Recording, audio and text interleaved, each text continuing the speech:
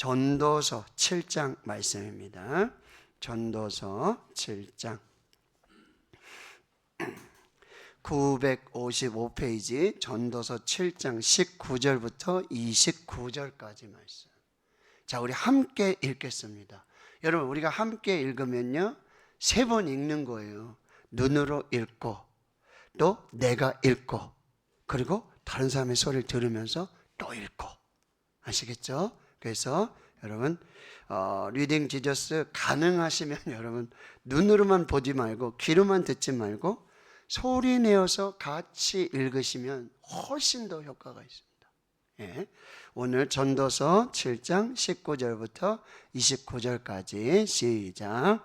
지혜가 지혜자를 성읍 가운데 있는 10명의 권력자들보다 더 능력이 있게 하느니라. 선을 행하고 전혀 죄를 범하지 아니하는 의인은 세상에 없기 때문이로다. 또한 사람들이 하는 모든 말에 내 마음을 두지 말라. 그리하면 내 종이 너를 저주하는 것을 듣지 아니하리라. 너도 가끔 사람을 저주하였다는 것을 내 마음도 알고 있느니라. 내가 이 모든 것을 지혜로 시험하며 스스로 이르기를 내가 지혜자가 되리라 하였으나 지혜가 나를 멀리 하였도다. 이미 있는 것은 멀고 또 깊고 깊도다. 누가 능히 통달하랴.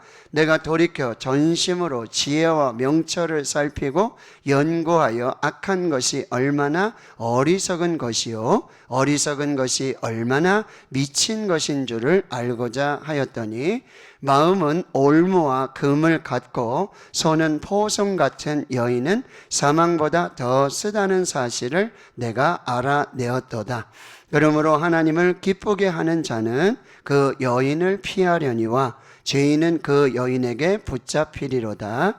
전도자가 이르되 보라 내가 낱낱이 살펴 그 이치를 연구하여 이것을 깨달았노라. 내 마음이 계속 찾아보았으나 아직도 찾지 못한 것이 이것이라. 1000사람 가운데서 한 사람을 내가 찾았으나 이 모든 사람들 중에서 여자는 한 사람도 찾지 못하였느니라. 내가 깨달은 것은 오직 이것이라. 곧 하나님은 사람을 정직하게 지으셨으나 사람이 많은 꾀들을 낸 것이니라.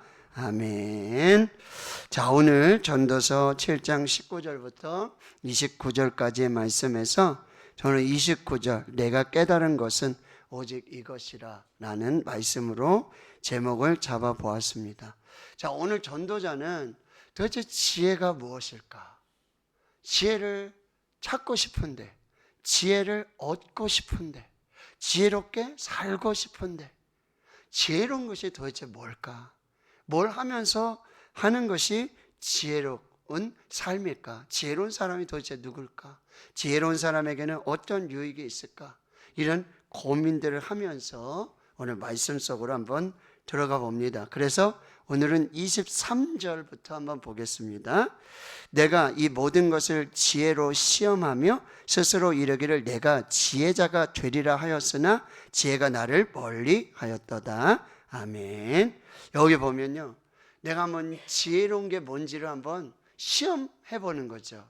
테스트를 해봐요. 어떻게 하면 지혜로울 수 있을까? 어떻게 하면 지혜롭게 살 수 있을까? 그리고 다짐도 해요. 내가 지혜자가 되리라. 내가 참 지혜로운 사람이 돼야지 라고 다짐을 하면서 지혜를 찾고 구하면서 하나님 앞에 지혜로운 삶을 살려고 노력을 한다라고 하는 거예요. 그런데 그렇게 지혜를 잡으려고, 지혜를 쫓아가려고 하면 희한하게 지혜가 멀리 도망가는 거예요. 희한하게 실패하는 그런 삶도 계속 살게 된다는 거예요. 나는 지혜를 찾으려고 하고 쫓아가려고 하고 지혜롭게 붙잡으려고 했는데 지혜는 점점점 멀어져 가는 아주 희한한, 이게 뜬구름을 잡는 것 같고 아주 그런 생활을 하게 된다라고 하는 거예요. 그래서 24절에 보면 이미 있는 것도 먼다. 이미 있는 지혜도 또 시간이 지나면은 별 소용이 없는 것 같아. 이게 지혜롭지 못한 것 같아. 지혜로운 방법, 지혜로운 삶, 지혜로운 사람은 점점 많아지고 그러는데 내가 가지고 있는 지혜는 뭐예요? 한계가 있는 것 같아요. 그 지혜가 깊고 깊어서 그 지혜를 다 찾아낼 수도 없고, 야, 나는 지혜로운 줄 알았는데 다른 사람하고 비교해보면 내가 가진 지혜는 참 얕은 낮은 수준의 지혜인 것 같고, 이런 생활이 된다라고 하는 거예요. 자, 그래서 25절에 보면 내가 돌이켜 전심으로 지혜와 명철을 살피고 연구하여 보았다는 거예요. 근데 악한 것은요, 계속해서 악으로 마치 늪으로 빠지듯이 어리석은 일들은 계속해서 반복이 되는 거예요. 지혜롭게 살고 싶은데, 이 어리석음에서 좀 해방되고 싶은데 아주 악수를 두고 또 실패하고 또 실수하고, 누가 좀 지혜를 가르쳐 줬으면 좋겠는데, 누가 좀 지혜를 말해 줬으면 좋겠는데, 누가 옆에서 좀 코치를 해주고 가이드를 해주고 좀 안내를 해줬으면 좋겠는데, 계속되는 실패와 좌절을 경험하게 된다라고 하는 거예요. 그래서 26절에 보면 이런 표현을 써요. 여기 악한 여인의 표현이 나오는데 꼭 여자만을 이야기하는 것은 아닙니다. 그런데 이 아주 사탄이, 이 뱀이 이 하와와 아담을 이렇게 간교하게 속이잖아요. 그렇죠? 그런 것은 마치 올무와 금을 갖고, 그리고 마치 포송줄을 해가지고 완전히 올가매는, 그래서 죄에 넘어가게 되면 그게 너무 쓴 거예요. 죄로 말미암아 그렇게 하나님 앞에 범죄하게 되면 그게 너무 고통스러운 거예요. 그래서 여러분, 이거를 조심해야 한다라고 하는 거예요. 그런데 26절 하반절에 보면 하나님을 기쁘시게 하는 자는 이런 뱀처럼 사단처럼 아주 간교하게 유혹하고 미혹하는 그런 것들을 뭐요? 분별할 수 있다는 거예요. 그런데 그게 분별이 되지 않으니까 마치 그렇게 뱀에게 사단에게 꼬임을 당해서 그렇게 범죄하게 되고 하나님과 멀어지게 되고 영적 죽임을 당하게 되고, 여러분 죄를 범하고 나면 너무 후회되잖아요.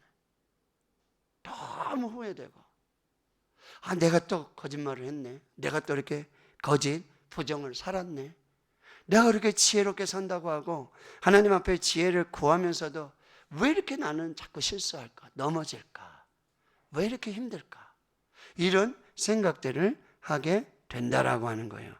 그래서 27절에 이렇게 말하고 있는 거예요. 이 전도자가, 이 지혜자가, 지혜를 구하는 자가 결국 내린 결론이에요. 보세요. 오라 내가 낱낱이 살펴 그 이치를 연구하여 이것을 깨달았노라. 28절에 내 마음이 계속 찾아보았으나 아직도 찾지 못하고 있다라고 하는 거예요.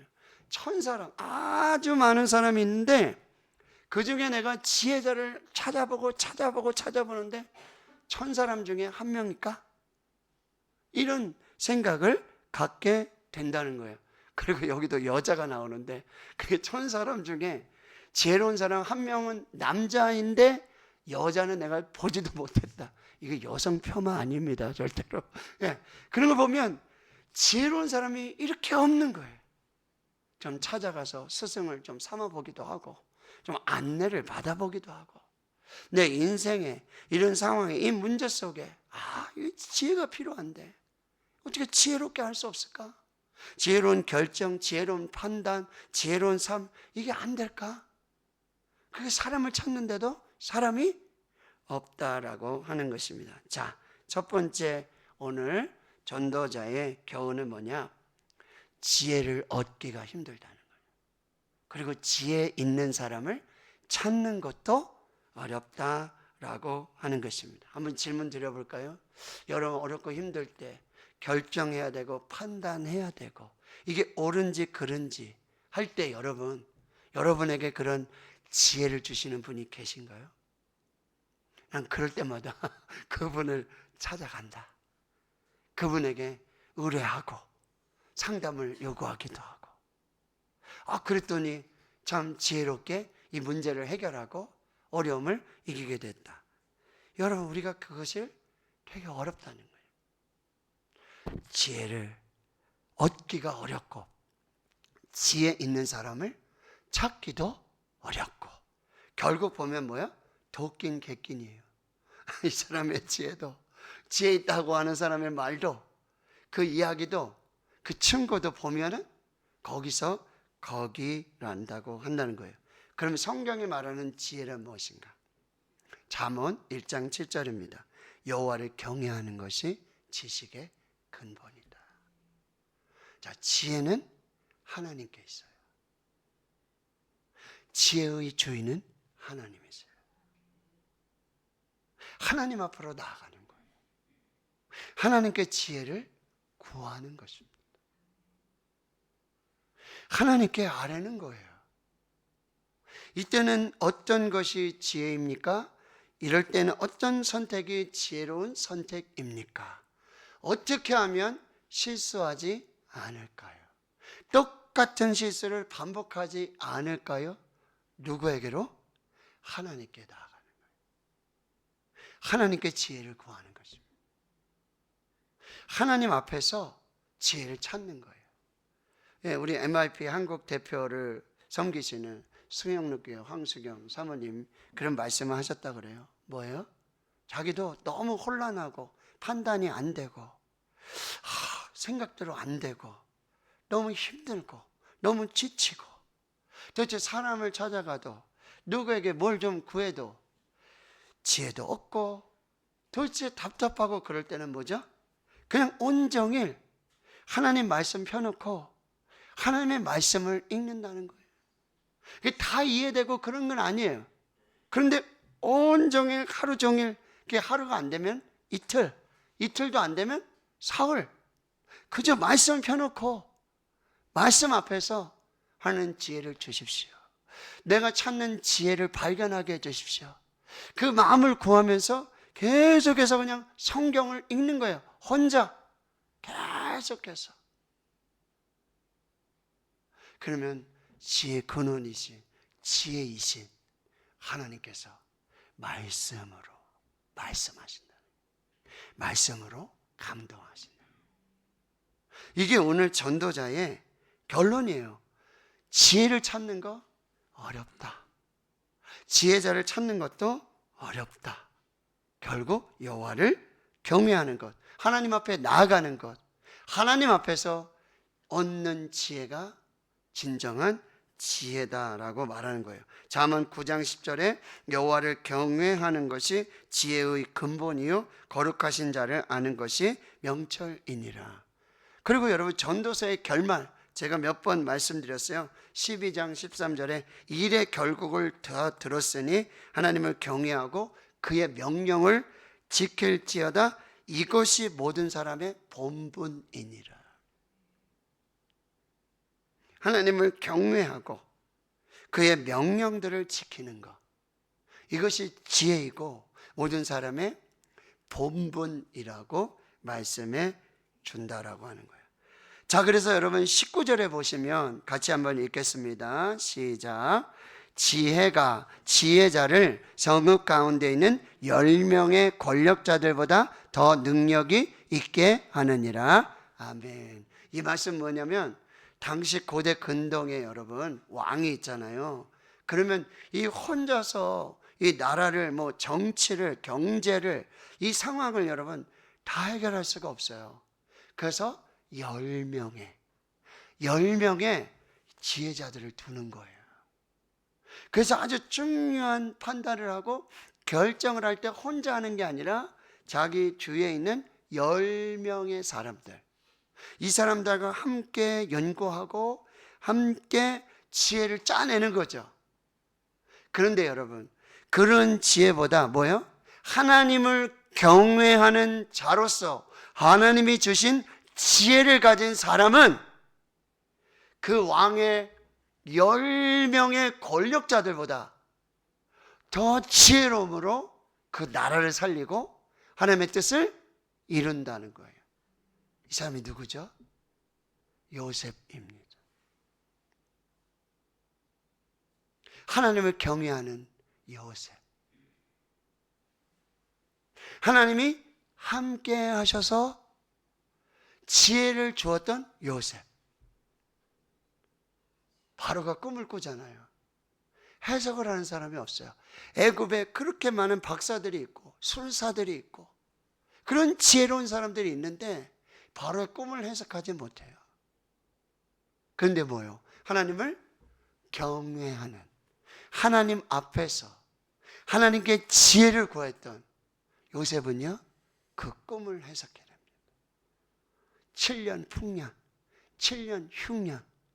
그래서 뭐야? 그 꿈을 해석할 때 바로가 하나님의 영에 감동된 사람이라고 말하고 있다는 거예요. 그럼 항상 하나님 앞에서 하나님을 경외하며 하나님 주신 지혜로 겸손하게. 근데 저는 요셉도 참 지혜지만 그 요셉을 알아본 바로 이 사람이 정말 지혜로운 사람이에요. 바로는 우상을 섬기잖아요. 하나님이 섬기지도 않아요. 그런데 하나님을 경외하는 사람, 하나님의 영이 함께하는 사람, 하나님이 지켜주시는 그 사람, 알아보는 분별력이 있었다라고 하는 거예요. 자, 여러분에게 두 가지를 축복합니다. 여러분이 하나님을 경외하는 지혜자가 되기를 축원합니다. 그리고 여러분 주위에 있는 하나님을 경외하는 지혜로운 사람들을 분별하십시오. 그리고 그와 함께 하십시오. 하나님은 축복하실 것입니다. 하나님께서 좋은 것으로 형통하게 하여 주실 줄을 믿습니다. 자, 두 번째, 지혜로운 사람들은요, 사람의 말에 흔들리지 않아요. 21절이에요. 자, 또한 사람들이 하는 모든 말에 내 마음을 두지 말라. 그리하면 내 종이 너를 저주하는 것을 듣지 아니하리라. 너도 가끔 사람을 저주하였다는 것을 내 마음도 알고 있느니라. 여러분, 지혜자는 사람의 말에 흔들리지 않아요. 여기 종들, 여러분 보세요. 종들의 특징이 뭔지 아세요? 주인들 뒷담화하는 게 습관이고요, 취미예요. 네. 주인 있고 회장님 있고 사장님 있는데 거기 직원들은 하루에 일하면서 낙이 뭔지 아세요? 야, 오늘 사장님이 말이야, 오늘 목사님이 뭐 실수했어. 이런 거 얘기하는 거 좋아하는 사람이 뭐예요? 그 집의 종들이라고 한다는 거예요. 근데 여러분, 지혜로운 사람은요, 이 사람들의 수군수군 되는 거, 사람들의 뒷담화, 가짜뉴스, 카더라 통신에 흔들리지 않습니다. 거기에 마음 뺏기지 않아요. 거기에 일희일비하면서 기분 좋고 기분 나쁘고 그렇게 살지 않아요. 그때 마음 상하고요, 그리고요 흔들리고 화가 나고 확 혈기 내죠. 쏟아내고요, 분노해요. 엎질러진 물이 되고 말죠. 다시 담지 못한다는 거예요. 여러분, 지혜로운 자가 되기를 축원합니다. 그런 얘기가 들릴 때 흔들리지 말고요, 예수 이름으로 흘려보내세요. 여러분들 수근수근하고 뒷담하고, 제가 오늘 이렇게 설교하면 또 제가 오늘 올라가서 귀가 가려울지도 모르겠어요. 근데 여러분, 사람의 말에 흔들리지 마세요. 이 큰 사람이 못 돼요. 중요한 일을 결정하지 못해요. 하나님의 말씀을 경청해야 되고, 사람의 말들은 참고할 뿐이지 거기에 흔들려서 감정이 상해서 마음이 상해서 그런 사람은요 리더가 될 수 없어요. 근데 저도 처음에 목회를 하다 보면 그런 게 많이 신경이 엄청 많이 쓰여요. 성도님들이, 장로님들이, 우리 권사님들이 혹시 무슨 얘기 하시나, 뭐 이게 하나님의 소리보다도 이 사람들의 소리가 더 궁금한 거야. 그래가지고 좀 좋은 얘기를 들으면 기분이 확 좋다가 또 조금 그런 얘기를 들으면 기분이 상해가지고 막 이런 게 너무너무 힘들었어요. 근데요, 제가 암에 걸려서 병원 갔다 오고 죽다 살아나니까 뭐 그게 큰 문제가 아니더라고요. 예, 큰 문제가 그게 아니더라고요. 나만 큰 문제지 이게 결코 뭐 큰 문제가 아니라는 거예요. 여러분, 사람의 말에 이게 팔랑귀 해가지고 쫓아다니는 것도 문제고 해가지고 이렇게 일비하는 것도 문제예요. 여러분, 장자편에 달생편이라고 하는 책이 있는데요, 거기 목계지덕이라는 이야기가 나오는데, 왕이요 투견 아시죠? 그죠? 개싸움. 근데 닭싸움이에요. 이걸 너무 좋아해요. 그래가지고 이 닭 조련사 기성자라고 하는 사람이 있는데 명령을 해요. 아주 용맹하고 정말 아주 잘 싸우는 닭을 조사하고 확보를 해서 아주 아주 힘 있는 이 닭싸움 잘하는 닭을 훈련시켜라 하고 명령을 내렸어요. 열흘이 지납니다. 그리고 왕이 기성자를 불러서 이 닭 조련사를 불러서, 자, 훈련은 다 됐는가? 이제 싸움을 한번 붙여보시게. 그 기성자가 말합니다. 아닙니다. 닭이 강하긴 하는데 교만해서 자기가 최고인 줄 알고 있습니다. 더 훈련이 필요합니다. 그 열흘이 지났어요. 다 훈련이 됐느냐? 아닙니다. 교만은 버렸는데 아직 상대방의 소리나 그림자에 너무 민감하다는 거예요. 이거는 훌륭한 닭이 될 수가 없습니다. 그래서 열흘이 또 지났어요. 한 달이 지난 거죠.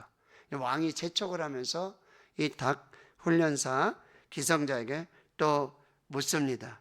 이렇게 대답해요. 왕이시여, 이제 조급함은 버렸는데 상대방을 노려보는 눈초리가 너무 강합니다. 그러니까 이게 자기 마음의 감정이 분명하게 드러나요. 아직 훈련이 덜 됐습니다. 그래서 왕이 실망을 해가지고 또 열흘이 지나가지고는 이제 다시 기성자를 불러서 준비가 되느냐? 임금님, 준비가 됐습니다. 이제 상대방 아무리 소리를 지르도 반응하지 않습니다. 완전한 마음의 평정을 가지고 마치 나무 닭과 같습니다. 목계와 같습니다. 어떤 상황에도 흔들리지 않고 감정 교만하지도 않고 평정심을 가지고 이제 그 닭이 서 있기만 하면 어떤 놈이 오더라도 보기만 해도 주랭랑을 칠 것입니다. 훈련이 잘 됐습니다 라고 말했다는 거예요. 여러분, 진정한 승리자, 진정한 지혜자, 강한 사람은 뭐예요? 어떤 것에 흔들리지 않아요. 사람의 말에 흔들리지 않아요. 마치 나무로 깎아놓은 목개와 같이 평정심을 유지하고요, 상황들을 판단하고 여러 상황들 속에 그 평정심, 그 중심을 지켜 나간다라고 하는 거예요. 여러분, 가장 무서운 사람이 어떤 사람이에요? 얼굴색이 변하지 않아요. 목소리 톤도 변하지 않아요. 분명히 화가 날 시점인데, 얼굴이 울그락불그락 할 시점인데 평정심을 유지하면서, 이런 사람들 아주 무서운 사람들인데, 손자병법에도 이런 이야기가 있어요. 전쟁에 승리하려면 부동여산해야 한다. 안 입을 자, 움직일 동, 같을려 매산자.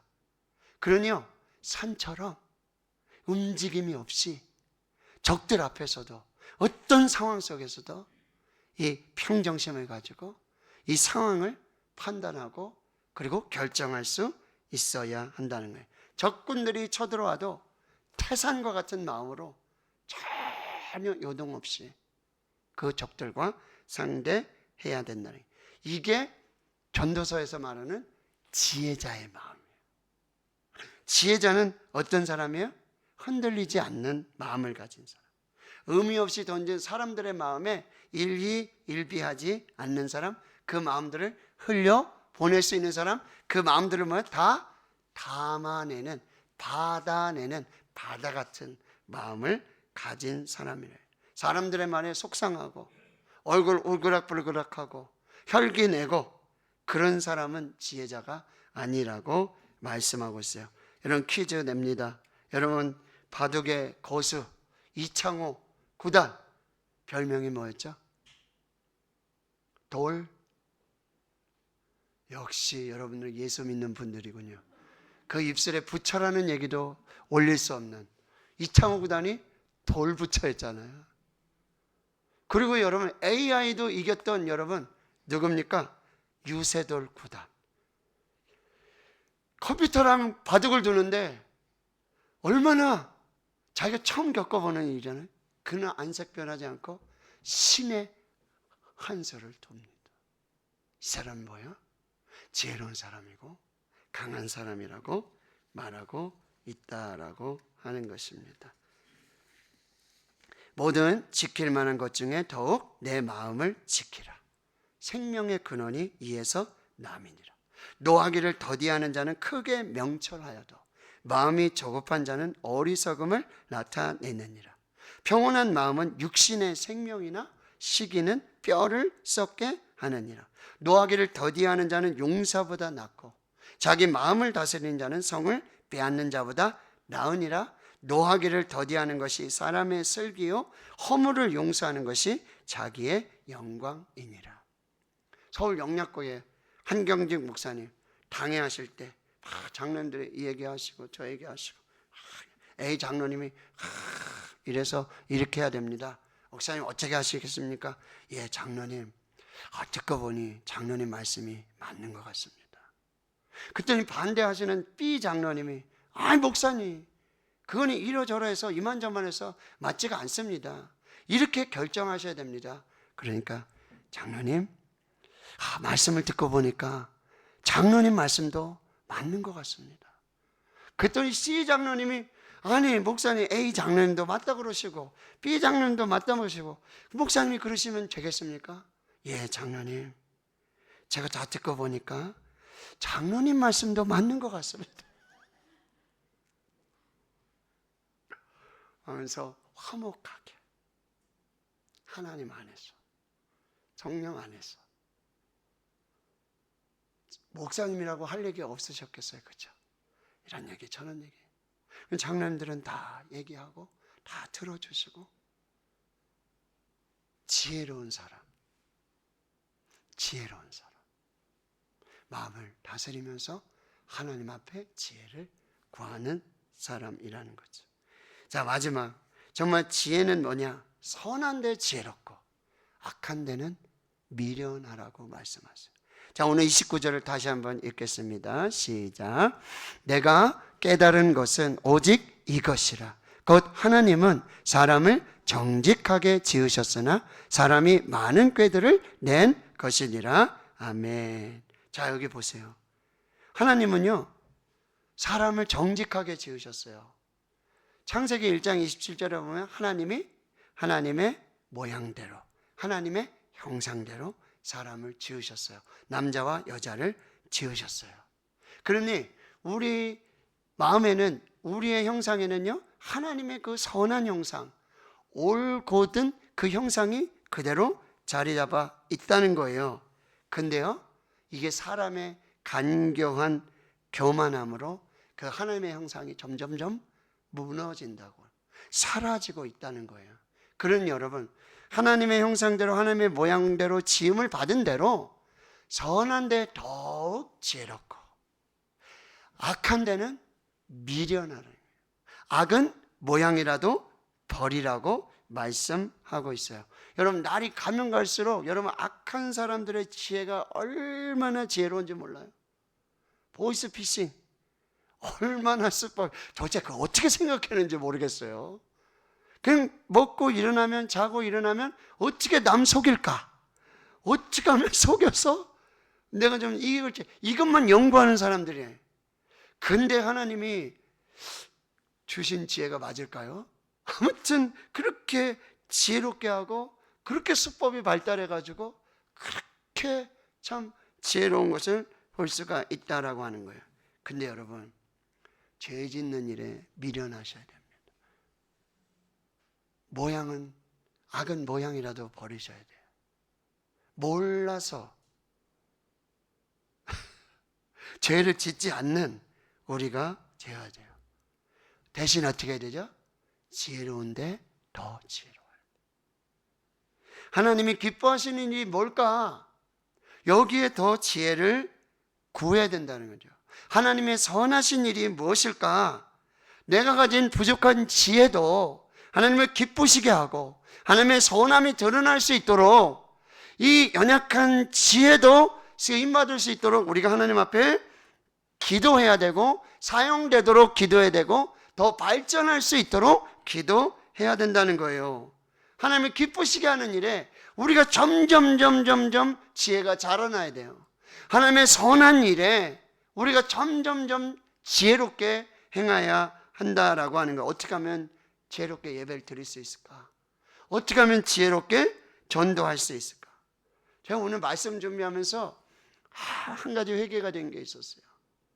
예, 우리 고 권양식 성도님, 양성욱 권사님 시아버지 되시고, 오늘 우리 고 조봉남 권사님, 우리 신석기 권사님 시어머니 되시잖아요. 근데 그 가족 중에 여러분 예수님을 아직 믿지 않는 많은 분들이 있어요. 근데 정말 은혜로 우리 교회에서 주관해서 장례를 진행했어요. 그분들이 좋든지 싫든지 3번 제가 전하는 복음을 전하고 설교를 들어야 된다는 거죠. 입관 예배, 발인 예배, 하관 예배. 근데 제가 오늘 말씀을 전하면서 하나님 앞에 너무 죄송스러웠어요. 저는 이 3번의 기회에 노재한 목사, 네가 좀 더 지혜로웠다면, 정말 지혜롭게 복음을 전했다라면 어쩌면 마지막 3번의 기회일 수도 있는데 그분들이 하나님의 말씀 듣고 천국, 영생, 부활, 예수 이걸 들을 수 있는 3번의 기회인데 너가 정말 지혜롭게 전했다라면, 누구라고 얘기하지는 않으시는데 오늘 목사님 너무 감사합니다. 그런데요, 어제 오셨던 위로 예배 드렸었던 목사님 목소리가 너무 좋았다는 거야. 귀에 쏙쏙 들어온대. 주님, 제 목소리를 좀 바꿔주시던가. 이분들이 복음을 들을 수 있는, 어쩌면 이 3번의 기회, 내가 좀 더 지혜롭게, 좀 더 기도하면서 참 하나님 앞에서 이 기회를 지혜롭게 선용했더라면, 하나님 후회가 너무 밀려. 내가 지혜롭지 못했구나. 내가 정말 지혜를 구하면서 그들에게 복음을 전할 수 있었을 텐데. 너무 후회가 되는. 사랑하는 성도 여러분, 지혜 찾으셔야 됩니다. 구하셔야 됩니다. 하나님 앞에서 지혜를 구하십시오. 지혜 있는 사람들을 여러분 잘 분별하셔서 지혜를 지혜롭게 할 수 있도록 여러분들이 잘 살펴주셔야 하는 거예요. 사람의 말에 흔들리지 마시고 하나님의 말씀에 귀 기울이고 경청해서 여러분 선한 데 더 지혜롭고, 미련한 데는, 악한 데는 더 미련하도록, 악은 모양이라도 버리고 우리에게 주어진 이 시간과 이 직분과 이 삶 속에 하나님의 지혜를 드러낼 수 있도록 여러분 지혜롭게 하나님 앞에 그렇게 쓰임받고 세워질 수 있기를 주님의 이름으로 축원합니다. 아멘.